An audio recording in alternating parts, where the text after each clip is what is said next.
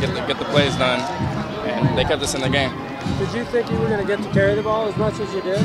I was expecting to play. I told Coach last night that I was ready to go. How healthy are you? I know a couple weeks ago you were saying didn't think it would be as bad enough to keep you out last week. I didn't think so, but last week the blood drained in my leg and it was pretty bad. But I'm ready to go now. You gotta go. Coach's speech. You gotta go, guys. And returning to his home right here in Los Angeles, Anthony Denham, number 8 for the Utah Utes. Anthony, how you doing? And it's good to catch up to you, son. How you been? I've been good. I hate losing and coming to my hometown, and, we have to go out with a loss. But other than that, I've been very good. It was exciting to come home and play. I just enjoyed every second of it. Great to have family, as the feeling goes, whether you win, lose, or draw. This is for them to have supported you all this time. Coaches, friends, high school teammates, and mentors, all here to support Anthony Denham. And how things going for you, Anthony, overall at Utah and your career at Utah University? Things are getting better, from the start. Things didn't go so well. So, I started getting mentally prepared and physically prepared for the game and understanding, the level of competition, how everything changed, and I'm really, really happy that people came out to support me. And, every day they're telling me, we see you watching the games, even though when it's away, they're on TV or they're finding any way they can to try to support me. And I really appreciate that. And not only are we proud of you as media members who have covered you since your high school days at Wilson, we want to let you know also that the Mighty Mule Nation, very supportive of you throughout your career, and of course winning the big victory bell last night. Your thoughts on that? I went there for 4 years, whatever, and we only won the bell once, and that was my sophomore year. So hearing that they won the bell, man, big ups to Wilson High School. We have a bye week, so I'm going to try to go out there and see a game before, the season ends. I really want to come back and watch. And last but not least, we know you got to get into your huddle and then into your locker room, but the East LA College Huskies, also a big part in your career. Oh, yeah, very big part. That's where I went, understood the college and football life, how you put the classes and school together. It really got me to where I am. I went there, my first year did very well. Yes. Got a lot of offers, got my, opportunities to choose what college I want to go to, and I chose Utah. Okay, and continued success to you, Anthony. We know you got to get in there, yeah, and we'll talk to you again. We'll follow your career all the way through. All right, thank you very much. University of Utah, Anthony Denham. You couldn't ask for a better player right there. Okay, giving it is all. Next, we're going to talk to a couple of USC players in just a moment. This is East LA Sports coverage of the USC Trojans winning big today, 19-3 over the Utah Utes in a Pac-12 contest. Don't go away. We'll be right back.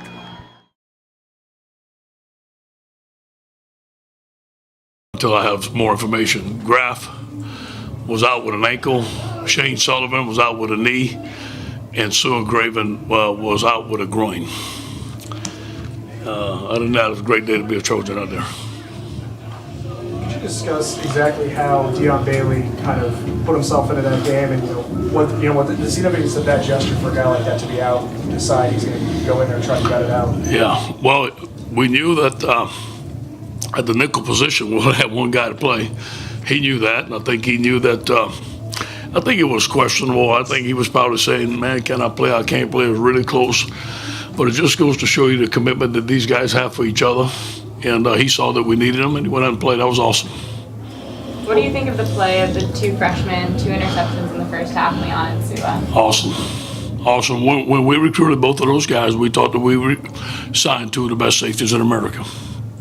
And I don't know if they are 2 of the best young safeties in America, but we really like them. Leon is a great example of, we talked about all week, somebody's going to get their chance to step up, and he stepped up. And he's been ready, he's been working hard, just awfully proud of him. How close did Derek come to losing his job? Say it again now. How close? Very close. Yes, it was very close all week, and we wanted the competition to be open. Coach Baxter did a tremendous job. He charted everything that they did. He and I went over it Thursday night, again Friday morning, and then we met with all 3 kickers, and we told them they were very good about it. And actually, in some situations, it was almost tied. So we just gave it to the guy that had did it, give him a shot. But we were ready to put in another kicker if he didn't make it. But he responded great. You didn't put the most points on the board today, but Cody Kessler had a pretty darn good game. Can you just talk a little bit about that? Just love his competitive spirit. He's a leader. You can see what he's trying to do with our offense. He's working. He's a winner. The guys believe in him. I believe in him. Love having him around. It's just a tremendous morale within our team right now, and it's a good taste that I'm out winning this football game. Our goal today was win the game. Coach, did Andre change something that you know of technically, or is it confidence? You know, you can talk to Coach Baxter about that. I think the competition, really, he was disappointed. I know Coach Baxter worked on his swing a little bit. That's about as far as I'll go into kickers. But I just thought that he made some improvement. I think it's more or less the mindset and the competition level helped him. How did you feel the walk-ons that played today? How did you feel they did? I thought they did tremendous. Just a great opportunity for the guys. I can't mention anybody specifically until I watched the film, but we were able to execute. We were able to go out there and run our offense. And just to look at those guys' eyes running the tunnel was an opportunity. And again, we put 11 on the field, and it doesn't matter. And they had that mindset. Coach, Deion said that he took a shot at halftime to go out there and play because he felt like he owed it to you and the team. What does that say about him as just a character and leader? Well, I have no comment on the first part of your statement. I will say this, him coming out to play shows that the guys are believing each other. They're willing to sacrifice whatever it takes for the good of the team. We talked about one heartbeat, one family, and we're going to treat each other like family. I think that's what a brother would do for another brother, and I think that was a great example of just a family bonding together. Coach, when all the injuries were brought up during the week and all the guys that weren't playing, you said, we'll be ready. How did you convey that to your team when they looked around and a lot of their teammates were, inactive? We weren't going to blink, and we weren't going to use an excuse. It wasn't happening. The guys, it wasn't talked about. The word "step up" was talked about.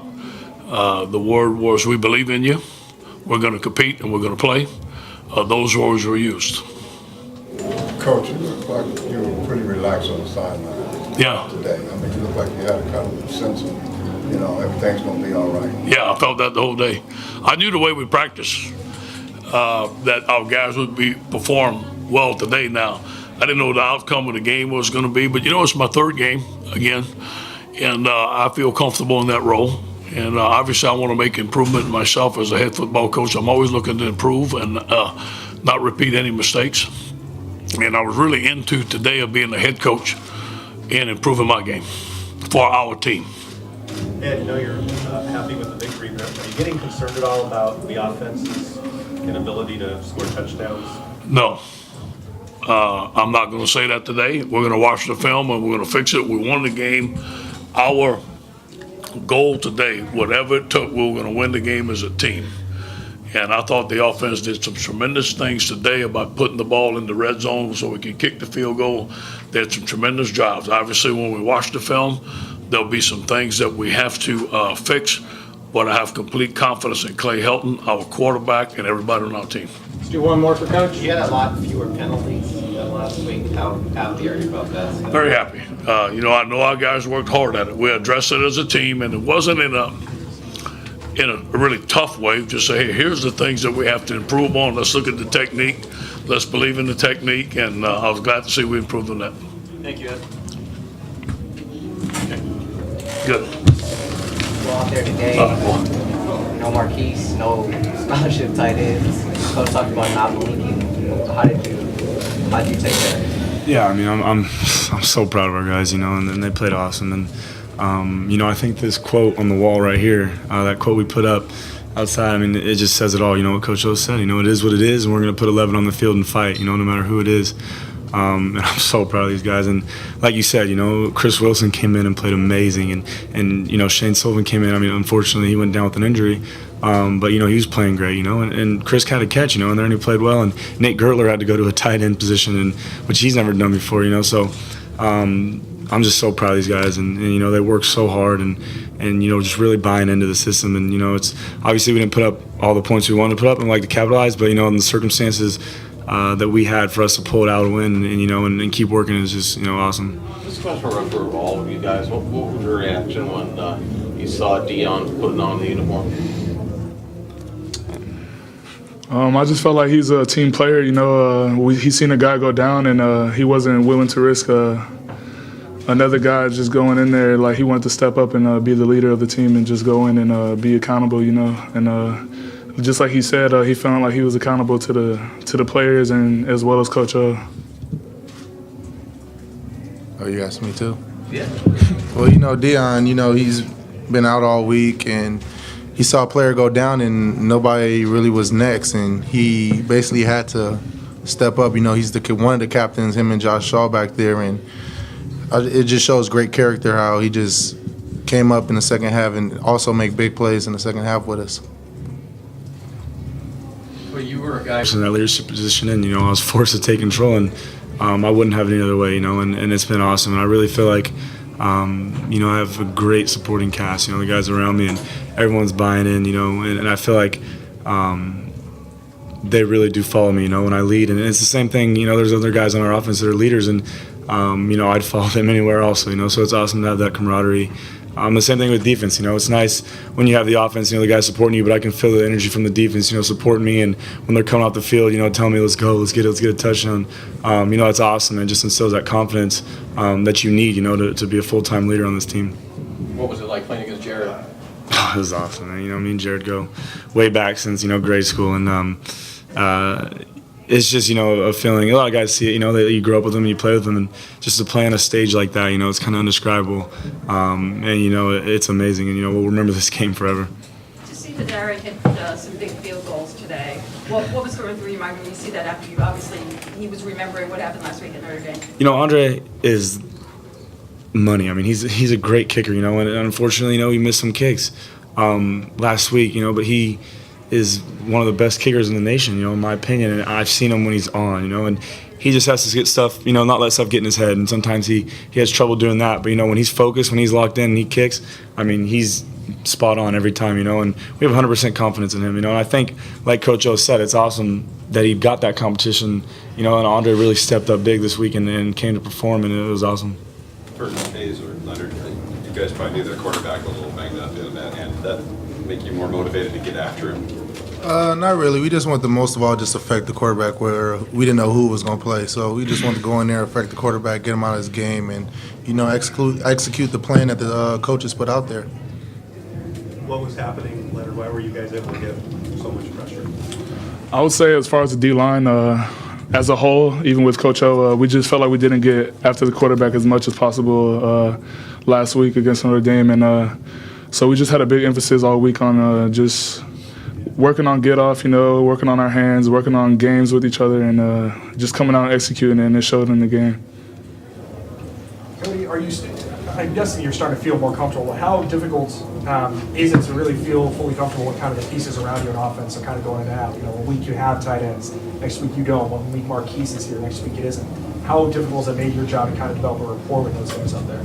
I mean, yeah, obviously it's not ideal, to have those guys go down, and it's really hard, to get timing down, and but I'm so proud of these guys, how hard they work, and like I said, the tight end situation is very unfortunate, but those guys stepped up and played so well and did some great things, and even Nelson, Nelson was 100%. He came out and just like Deion did, he said, I'm going to play, I'm going to strap it up, and those guys are just team players, and family guys, and it's awesome to have guys like that because it just motivates you, and when you have guys that put the team before themselves, no matter who it is on the field, a walk-on or scholarship guy, it helps the team so much, and I think we took some big strides today to pull out a win, under the circumstances we had. Were you guys preparing, or were you preparing to play without Nelson? I mean, what did you know? Yeah, I mean, he didn't practice all week, and he was on and off and just taking it day to day. And he says so much hard. He said even today, I mean, he wasn't.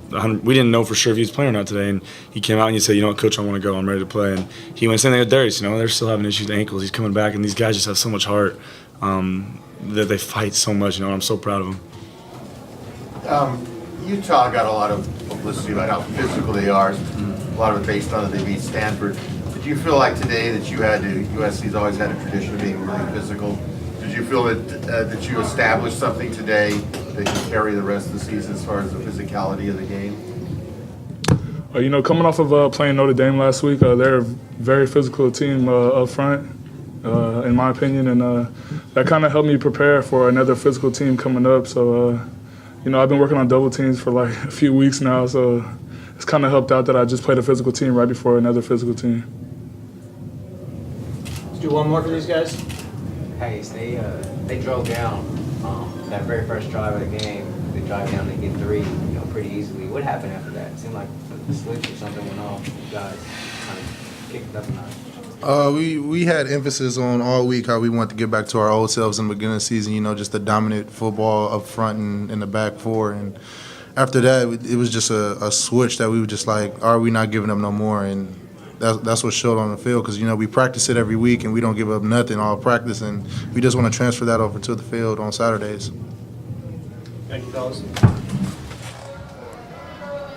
Okay, speaking with the pride of Lakewood and Lakewood High School, Dion Bailey. There's a big smile on your face, Dion, because you were the most valuable player of the game today in Coach Orgeron's eyes because you stepped up when it seemed like Dion's not going to be a participant in the game today. But no, wait a minute. Tell us what happened on that story, Dion. Very important, and it changed the aspect of the game. Just when we saw Sewell go down, we were very limited in secondary with myself being injured for the week, not being able to practice, not suiting up for the game. When I saw Sewell went down, we got news that he wasn't going to be able to return. I talked to Coach P about what his plan was, how he's going to shift the secondary around. Didn't really like what I heard, so I told him I was going to suit up. I was going to do what I had to do. I saw the trainers and tried to let them know how I felt and what defense I could do, what defense I couldn't do. And the one defense I was able to play, when we ran it the whole second half, we was able to come out with a victory. And shut them down very, very hard. Only 3 points given up to Utah, but they were coming off a huge high from the week before. So the Trojans were waiting for the game to start, and there it came. But this offense kind of sluggish, but Coach Orgeron said, hey, they'll look at film and get that together. But defense, you got to be very proud of the way the group is working. And I see family and faith. Is that the byword and the code with your defensive unit? That's the code I personally live by. Okay. And, gotta give credit to our offense. We have a lot of guys down on offense right now. We don't have a scholarship tight end available right now. And a lot of guys that, never thought they would be in there were called upon this week, and they did an excellent job. Yeah, we didn't score 40 points and nothing like that, but, they scored enough for us to win. So, I was very proud of the way our offense responded with the situation they were handed. So, I was very proud of the way they performed today. And Dion, the coaches have said in numerous interviews that we've heard on the media that you are one of the player of players in that locker room because you will do anything and everything it takes for this team to succeed on the field and, of course, in the classroom. You're going to put your whole effort into it. Tell us a little bit where that ethic comes from. Is it the work and family ethic? It's something I learned from my parents. My father, he's always told me, for those you love and care for, give your all. Even if it's your last dollar, that's what he does for me and my sister. Even if he doesn't got it, he finds a way to get it to help us get through. I just learned all my morals and things from my father, and I apply it to the team. I love this team. We've been through a lot together in this 4 years I've been here.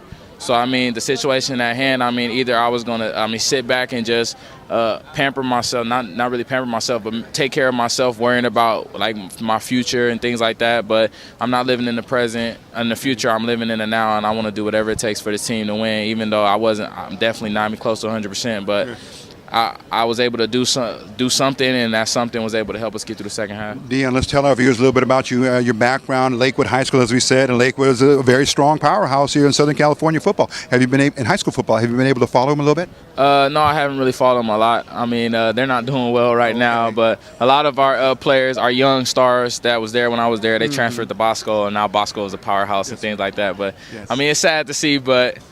It's they'll bounce back. Lakewood will get some guys, and they'll bounce back and end up on top again somehow. And lastly, before we let you go here, because I know you got to get with the team and the meetings and the dinners, but academically, your major and some of those profiles that we can learn about you here as a student athlete here at SC. My major, I graduated with a degree in public policy and development, focused on the real estate track. Wow. So that's what I was able to come out of here with. Okay, we're going to continue to follow Mr. Dion Bailey. Thank you, sir. Thank you so much. You guys have a good day. Okay, thank you very much. Nice meeting you, too. Okay, Dion Bailey, one of the stalwarts, one of the main key players for the USC Trojans today, stepping up, and he certainly did in today's very, very convincing win over the Utah Utes 19-3 the final. And that will just about do it here for East LA Sports Scene's coverage of the USC Trojans in Pac-12 football. Thanks for watching, and continue to watch on EastLASportsScene.com. Thanks for watching. Take care, and we'll see you soon.